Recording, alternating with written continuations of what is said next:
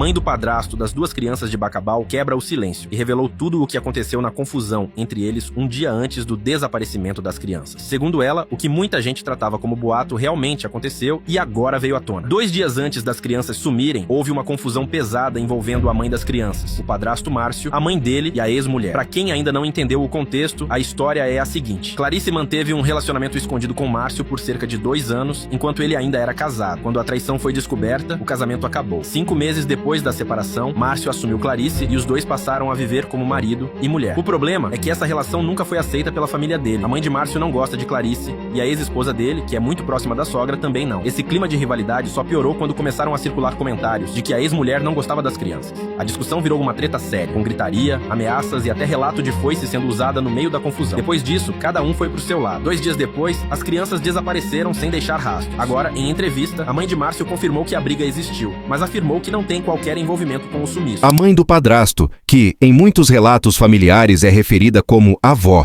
fez uma declaração pública na qual comentou sobre o que a família tem vivido desde o desaparecimento e compartilhou detalhes pessoais sobre o impacto emocional que o caso teve nos parentes próximos. Ela afirmou que todos estão profundamente abalados e mantendo a esperança ativa, reiterando que a família segue cooperando com as autoridades e aguardando respostas que ainda não apareceram. É importante frisar que, até o momento, não há confirmação de suspeitos, nem de envolvimento da avó no caso, e as declarações servem mais para contextualizar o peso emocional e humano da situação do que para oferecer elementos investigativos novos. As autoridades ressaltam que nenhuma linha de investigação foi descartada e que o foco principal permanece a localização das crianças. Além disso, a investigação enfrenta um cenário cada vez mais complexo. Após 30 dias, as buscas físicas em terreno de mata foram ajustadas para focar em pontos estratégicos definidos por informações técnicas e cruzamento de dados, envolvendo mais de 260 agentes entre policiais e militares, com apoio de diversas corporações e órgãos de segurança integrados. Enquanto isso, redes sociais continuam propagando boatos e teorias não confirmadas sobre o caso, o que tem sido criticado por autoridades. Elas alertam que a disseminação de informações falsas prejudica a investigação e aumenta o sofrimento da família e da comunidade local. Em resumo, as falas da avó reforçam a dor e a esperança persistente dentro da família, enquanto as buscas e análises continuam sendo conduzidas pelas equipes policiais sem pausa, na tentativa de trazer uma resposta às centenas de pessoas que acompanham esse caso no Brasil inteiro. Com o avanço da investigação, as autoridades reforçam que o caso de Bacabal exige um nível elevado de cautela. Trata-se de um desaparecimento infantil cercado por múltiplas versões, poucos vestígios materiais e grande pressão pública. Por isso, cada informação que chega é analisada com rigor antes de ser incorporada oficialmente ao inquérito. Investigadores explicam que, após semanas sem uma descoberta concreta no terreno, o foco passa a ser o cruzamento minucioso de dados. Isso inclui a análise de depoimentos já prestados, a reavaliação de horários, rotas e comportamentos, além do estudo de informações digitais e registros que possam ajudar a reconstruir os passos das crianças antes do desaparecimento. É um trabalho silencioso, técnico e demorado, mas considerado essencial neste estágio da apuração. Fontes ligadas à investigação afirmam que nenhuma hipótese foi descartada. Desde possibilidades relacionadas ao ambiente onde as crianças desapareceram até linhas mais complexas, todas seguem sendo analisadas. A polícia evita divulgar detalhes para não comprometer o andamento do caso, mas confirma que novas frentes de investigação foram abertas a partir de informações recebidas nas últimas semanas. Enquanto isso, Bacabal vive um clima de espera e tensão. A rotina da cidade foi profundamente impactada pelo caso.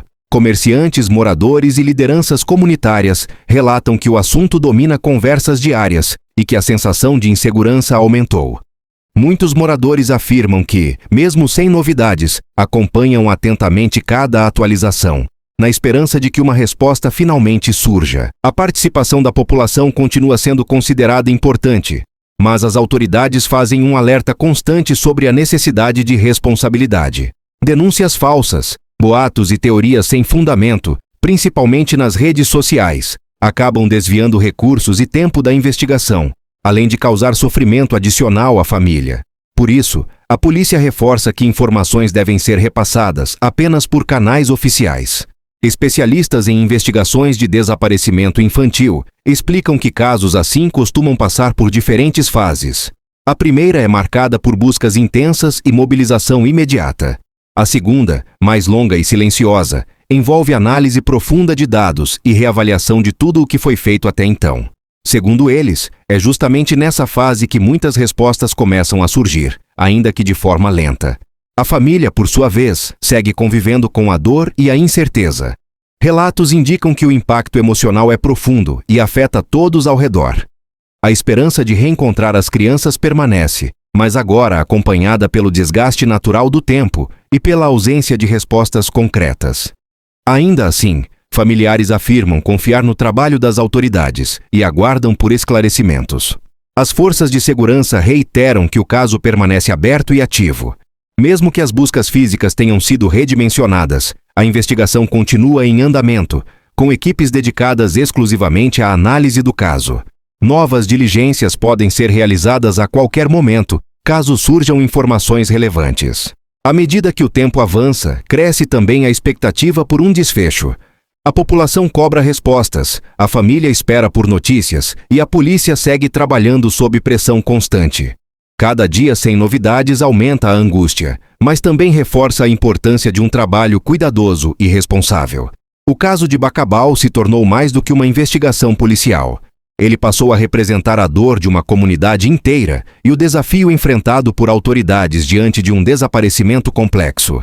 Enquanto não houver respostas definitivas, o caso continuará mobilizando atenções e exigindo cautela, paciência e responsabilidade. E assim, entre silêncio, expectativa e investigação contínua, Bacabal segue aguardando.